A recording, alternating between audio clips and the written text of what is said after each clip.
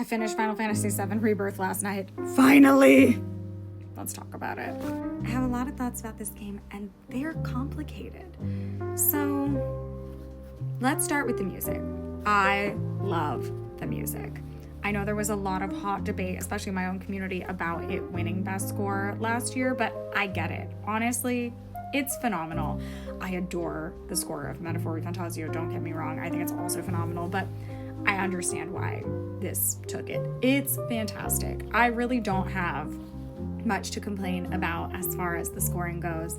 I think Final Fantasy knocks its music out of the park every single time, and this is no exception. The choruses, the orchestrations, all the ways that they bring the themes in and have some nostalgia woven into things, it's so effective. They do a fabulous job. So that's the best thing about the game to me. Also, visually, it's stunning. Like, I absolutely cannot take that away from the game. It's beautiful. It's really cool to see all of these things realized in this form that simply were not possible in the days of the original based on the graphical capabilities of the systems and what was out there. So that is really, really cool to see. Here's where I start to have some problems with the game. So I never played the original game to completion. I started it 20 years ago. I got to the moment TM and the boss fight after that, and I couldn't beat it, and I rage quit because I was a kid. And I never went back to it, and it was also 20 years ago. So I don't have a lot of recollection of that. And there are a lot of things in this game that I do kind of feel like I'm missing because I don't have a really fresh memory of the original game. And I think that that's a flaw in the game. I think that it should be for everyone. You shouldn't only understand what's going on if you've played the original game. That's not fair to incoming fans, young and old, you know? I think it's great to have nuggets and things that will make the OG fans really excited, but not in a way that detracts from someone who has not had that experience. Then there's the pacing. Oh my God. I think that the developers perhaps have even acknowledged this, but like the pacing is hot steaming garbage. It's really bad.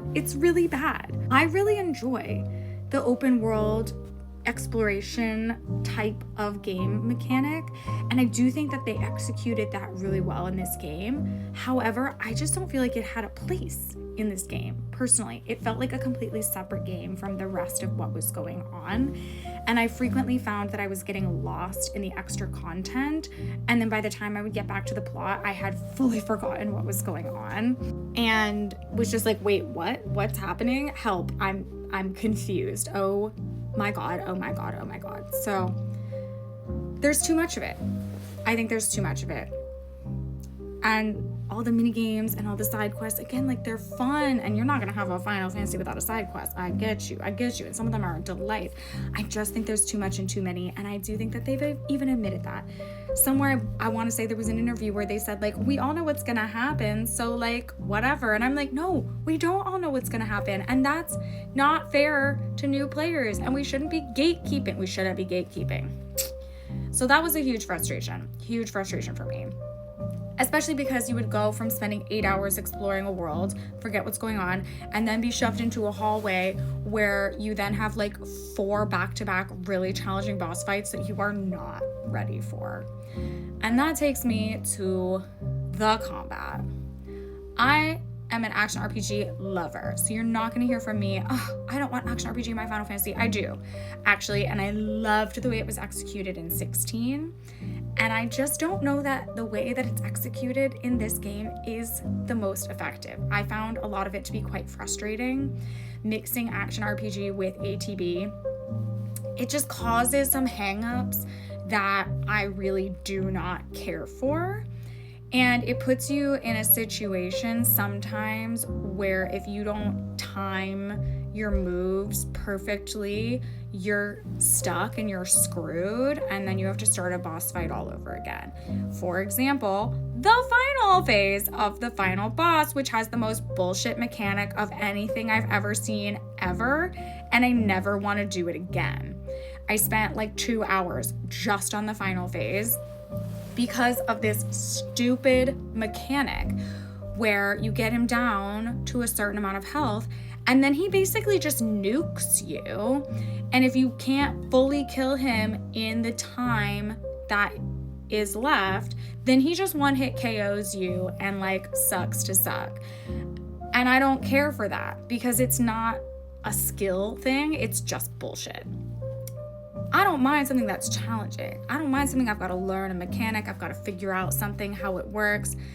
But that's just not fair, and it's not fun because it wasn't about me learning and getting better. It was just about luck and praying and timing, and you'll see the clip, I'll put it on here later, of me finally doing it and just like actually screaming because I've been doing it for 2 hours. So that is frustrating. That is really frustrating to me. So all that said, I'm happy I played it. I did enjoy it. There's a lot of it, again, that I think is really wonderful.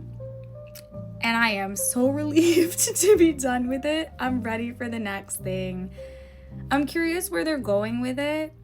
And I will absolutely be playing the third one, which I think is going to be called Reunion, but we'll see. I just want to say that out loud so that everyone knows that I guessed it if I'm right. And it's not a hot take. I think most people think that, so we'll see. So that's my thoughts on the game. I'm happy we did it. Thank you for coming on the journey with me.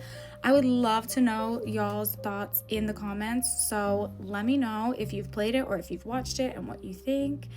And we'll chat.